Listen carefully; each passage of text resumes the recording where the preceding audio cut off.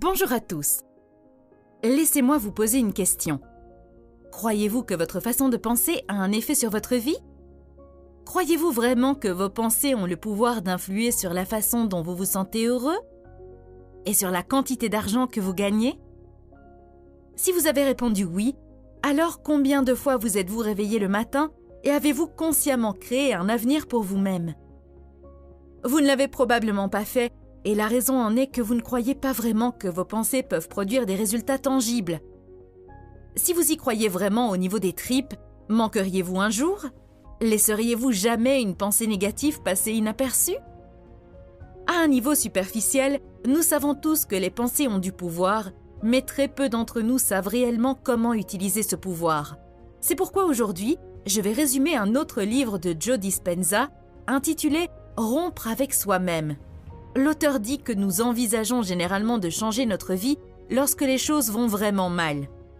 Nous attendons généralement le moment où nous n'en pouvons plus. Nous attendons qu'une crise, un traumatisme, une perte, une maladie ou une tragédie se produisent pour faire marche arrière, regarder notre vie et décider qu'il est temps de changer. La question est, pourquoi attendre? Vous pouvez commencer à changer dès aujourd'hui et je vais vous expliquer comment dans cette vidéo. Mais tout d'abord, laissez-moi vous parler d'un sujet très important, vous et votre esprit. Tout ce que vous voyez autour de vous est fait d'atomes. La voiture que vous conduisez, votre téléphone, la chaise sur laquelle vous êtes assis, votre corps, votre esprit sont tous faits d'atomes. Et voici la partie intéressante. L'atome est composé de 99,99999% d'énergie et de 0,00001% de matière. Réfléchissez à ceci. Tout ce qui est physique dans votre vie n'est pas de la matière solide, c'est de l'énergie. Si tout est énergie, alors vous devez accepter que votre esprit et votre corps sont inséparables, qu'ils sont fondamentalement la même chose. L'esprit est matière et la matière est esprit. Cela signifie que lorsque vous changez votre esprit, vous changez votre vie. Habituellement, lorsque nous essayons de changer quelque chose dans notre vie, nous nous concentrons surtout sur les choses physiques et nous ignorons le reste. Mais la partie physique ne représente que 0,00001%. Les 99,99999% restants sont de l'énergie. Ne pensez-vous pas qu'en ignorant l'énergie, nous passons à côté d'un énorme potentiel? La bonne nouvelle est que l'accès à ce potentiel n'est pas loin de nous. Nous pouvons l'atteindre en utilisant simplement notre esprit. Je sais que j'ai probablement l'air d'une hippie ennuyeuse qui parle constamment de méditation, de spiritualité et du fait que tout ce qui nous entoure est énergie. Je déteste l'accepter, mais cette hippie ennuyeuse a raison à propos de l'énergie. Dans les minutes qui suivent, je vais vous expliquer comment puiser dans cette énergie pour apporter des changements positifs dans votre vie. Mais nous devons d'abord parler de 3 gros problèmes qui vous empêcheront de faire des changements positifs. Problème numéro 1, votre corps. Votre esprit contrôle-t-il votre corps? Ou votre corps contrôle-t-il votre esprit? Nous sommes nombreux à croire que notre esprit contrôle notre vie, mais c'est tout le contraire. Lorsque nous apprenons quelque chose de nouveau, notre esprit est maître de la situation. Mais dès que cela devient une habitude, notre corps prend le contrôle. Au début, l'esprit est le maître et le corps l'esclave, mais au milieu de la vie, les rôles changent. L'esprit devient l'esclave et le corps le maître. Environ 95% de ce que nous sommes à la quarantaine est une série de programmes subconscients qui sont devenus automatiques. Conduire une voiture, se brosser les dents, trop manger quand on est stressé, s'inquiéter pour son avenir, juger ses amis, se plaindre de sa vie, blâmer ses parents, etc. Pensez-y, 5% de l'esprit est conscient et lutte contre les 95% restants. Et si 95% de ce que nous sommes est constitué de programmes involontaires, de comportements mémorisés et de réactions émotionnelles habituelles, cela signifie que 95% de notre journée, nous sommes inconscients. Nous ne sommes éveillés qu'en apparence. C'est pourquoi il est difficile de faire un changement. Nous utilisons 5% contre 95%. C'est comme si un enfant de 3 ans se battait contre un homme adulte. Voici quelques illustrations pratiques du fait que le corps est dans un état habituel. Avez-vous déjà essayé de vous souvenir d'un numéro de téléphone ou du code PIN de votre téléphone sans y parvenir malgré de nombreuses tentatives? Alors que dès que vous avez décroché le téléphone, vos doigts ont composé le numéro. Ou avez-vous déjà oublié le code PIN de votre carte bancaire, mais dès que vous avez mis la carte dans le distributeur, vos doigts ont composé le numéro? Prenons l'exemple d'une mère conduisant un minivan pour déposer ses enfants à l'école. Comment peut-elle se frayer un chemin dans la circulation, mettre fin à une dispute, boire son café, changer de vitesse et aider son fils à se moucher, tout cela en même temps? À l'instar d'un programme informatique, ces actions sont devenues des fonctions automatiques qui peuvent fonctionner de manière très fluide et facile. Ainsi, une personne peut consciemment vouloir être heureuse, en bonne santé ou libre, mais l'expérience de 20 ans de souffrance a inconsciemment conditionné son corps à être dans un état d'habitude. Nous vivons par habitude lorsque nous ne sommes plus conscients de ce que nous pensons, faisons ou ressentons. Nous devenons inconscients. La plus grande habitude dont nous devons nous défaire est celle d'être nous-mêmes. Lorsque le corps devient l'esprit, notre esprit s'endort et le corps prend le dessus. L'esprit peut penser qu'il est toujours aux commandes, mais le corps influence les décisions. Maintenant, disons que l'esprit veut reprendre le contrôle. Que pensez-vous que le corps va dire ? T'étais où ces 10 dernières années ? Retourne te coucher, j'ai tout sous contrôle ici. Puis, nous revenons à la même chose, toujours la même chose. Penser les mêmes choses, faire les mêmes actions, mais s'attendre à ce que quelque chose de différent se produise dans notre vie. Le corps est très puissant et dispose de nombreux outils dans sa boîte à outils pour vous empêcher d'opérer un changement positif. Cela semble étrange et n'a pas de sens, mais votre corps veut en fait vous garder malheureux. Le corps déteste le changement. C'est pourquoi dès que vous décidez d'aller à la salle de sport ou de faire d'autres changements positifs dans votre vie, le corps commence à envoyer des signaux d'alarme. Et la prochaine chose que vous savez, c'est que vous commencez à entendre le bavardage des pensées comme celle-ci dans votre tête. T'es trop fatigué aujourd'hui, tu peux commencer demain. Demain est un meilleur jour. Vraiment, tu peux le faire plus tard. Si cela ne fonctionne pas, une deuxième attaque sournoise se produit. Il commence alors à vous harceler un peu. C'est normal que tu te sentes un peu mal en ce moment. C'est la faute de ton père. Ne te sens-tu pas mal à cause de ce que tu as fait dans le passé ? En fait, jetons un coup d'œil à ton passé pour nous rappeler pourquoi tu es comme ça. Regarde-toi, tu es une loque, un perdant. Tu es pathétique et faible. Ta vie est un échec. Tu ne changeras jamais. Tu ressembles trop à ta mère. Pourquoi n'abandonnes-tu pas tout simplement ? En poursuivant cette affliction, le corps tente de faire revenir l'esprit à l'état qu'il a inconsciemment mémorisé. Encore une fois, à un niveau rationnel, c'est absurde, mais évidemment, à un certain niveau, il est bon de se sentir mal. La plupart d'entre nous peuvent s'identifier à ce petit scénario.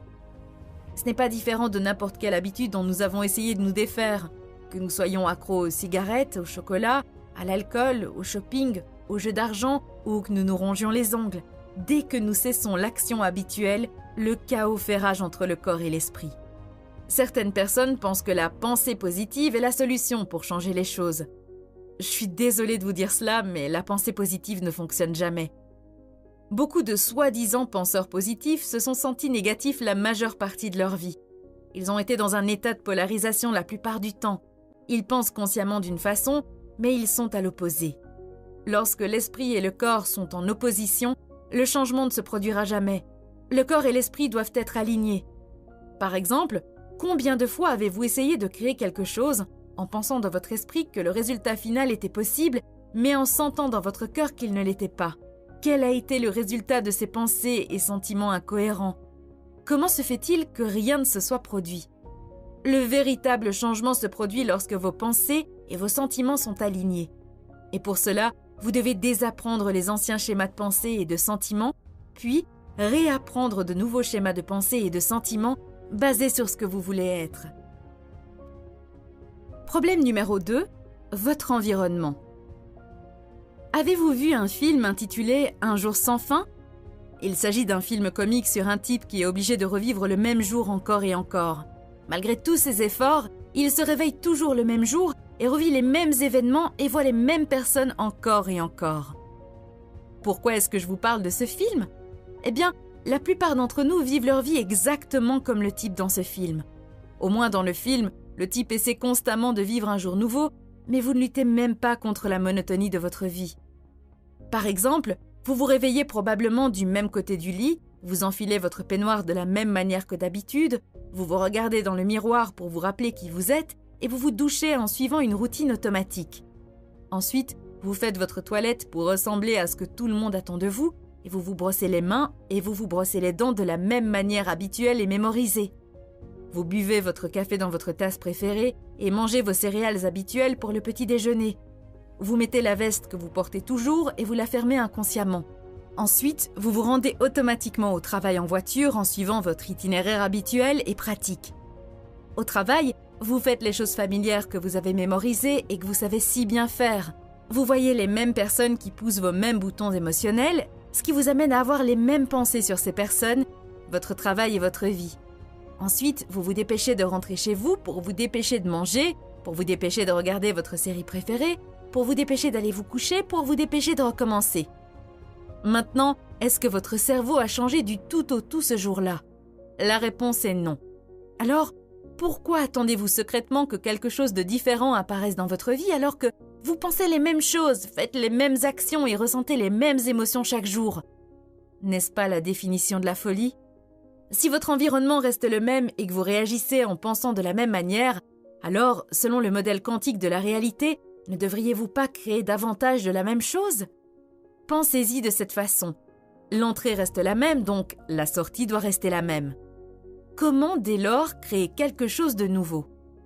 Les souvenirs familiers nous rappellent qu'il faut reproduire les mêmes expériences. Chaque jour, lorsque vous voyez les mêmes personnes, faites les mêmes choses et regardez les mêmes objets, vos souvenirs familiers liés à votre monde vous rappellent de reproduire les mêmes expériences. On pourrait dire que l'environnement contrôle en fait votre esprit. Si vous ressassez sans cesse des pensées et des sentiments familiers, vous continuerez à créer la même réalité.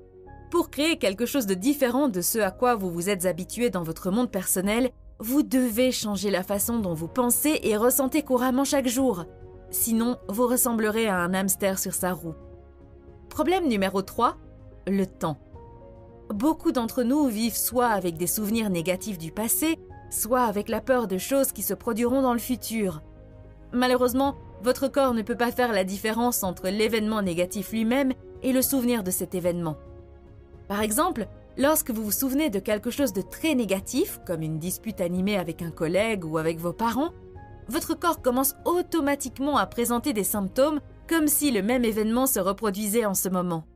Comme les événements passés déclenchent la même réponse chimique que l'incident original, votre corps pense qu'il revit le même événement. Chaque fois que nous déséquilibrons l'organisme sur le plan chimique, on parle de stress. La réponse au stress est la façon dont le corps réagit lorsqu'il est déséquilibré. Que nous voyions un lion dans la savane, que nous tombions sur notre ex pas très sympathique à l'épicerie ou que nous paniquions sur l'autoroute parce que nous sommes en retard pour une réunion, nous déclenchons la réponse au stress.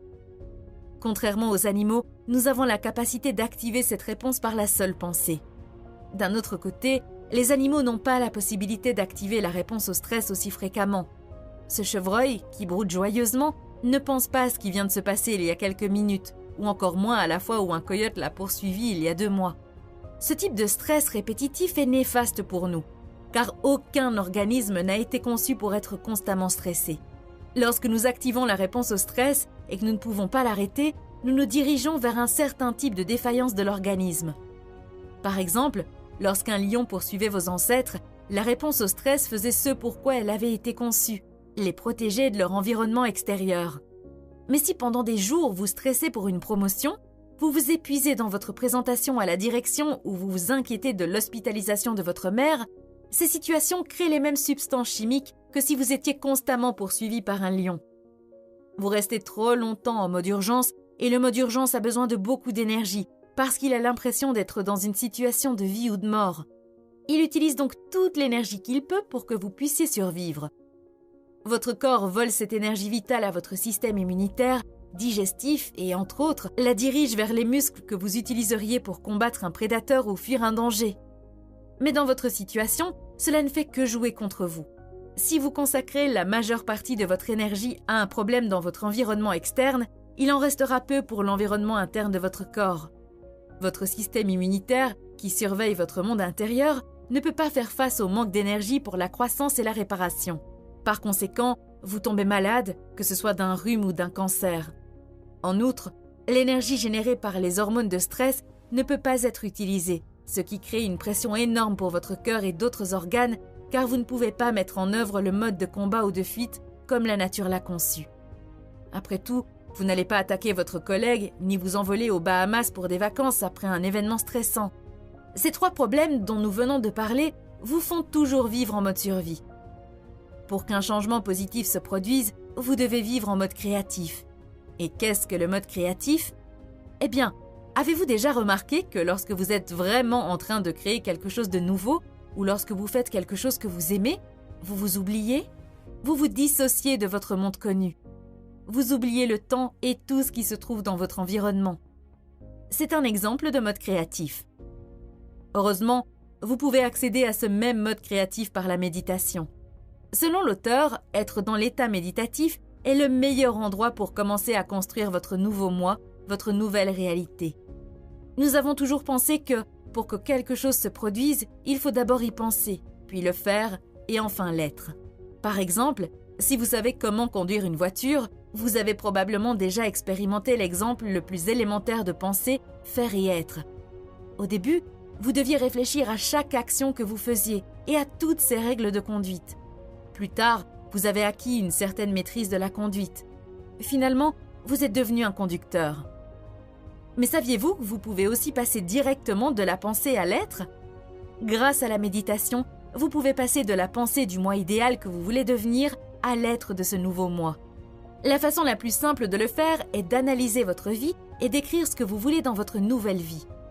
Par exemple, vous voulez peut-être avoir plus confiance en vous, perdre du poids, gagner une certaine somme d'argent, ne plus être timide, etc. Écrivez-les donc. Mais il ne suffit pas de les écrire, vous devez aussi ressentir les émotions pour chacune d'entre elles. Par exemple, comment vous senteriez-vous réellement si vous étiez une personne confiante? Comment vous habilleriez-vous en tant que personne confiante? Comment marcheriez-vous et vous tiendriez-vous? Quel serait le ton de votre voix lorsque vous parleriez à quelqu'un, etc. Vous devez vraiment apprendre à ressentir les émotions comme si vous aviez déjà ces choses dans votre vie. Vous vous demandez probablement pourquoi il est important de ressentir ces émotions et de ne pas simplement les imaginer. C'est parce que le langage de votre corps est l'émotion et que le langage de votre esprit est la pensée. Votre corps et votre esprit communiquent toujours à l'aide de pensées et d'émotions. Vous pensez à quelque chose, puis vous commencez à ressentir quelque chose, et en fonction de ce que vous ressentez, votre cerveau produit d'autres pensées similaires. C'est une sorte de cercle qui se répète sans cesse. Maintenant que vous avez écrit ce que vous voulez et ce que vous ressentiriez, vous devez passer en revue chacune d'entre elles lorsque vous êtes dans un état méditatif profond. Encore une fois, vous ne vous contentez pas de l'imaginer. Vous ressentez aussi l'émotion de manière si réelle que vous pouvez la sentir jusque dans vos os. Lorsque la puissance de votre pensée et de votre émotion est combinée, vous envoyez un signal très fort à l'univers. Je voudrais mentionner 2 choses. Premièrement, selon l'auteur, les personnes qui obtiennent généralement des résultats sont celles qui croient vraiment au pouvoir de cette tactique. Deuxièmement, vous ne devez jamais vous inquiéter de savoir comment vous obtiendrez ce que vous voulez. Il vous suffit de savoir ce que vous voulez et ce que vous ressentiriez si vous l'aviez. Laissez le reste à votre subconscient. Le comment viendra de toute façon. Vous ne devez pas vous inquiéter du moment ni de l'endroit. En fait, lorsque la solution apparaît, elle doit vous choquer. Vous devriez être stupéfait en pensant comment tout cela est arrivé. Si vous voulez en savoir plus, regardez la vidéo que vous voyez maintenant à l'écran. Merci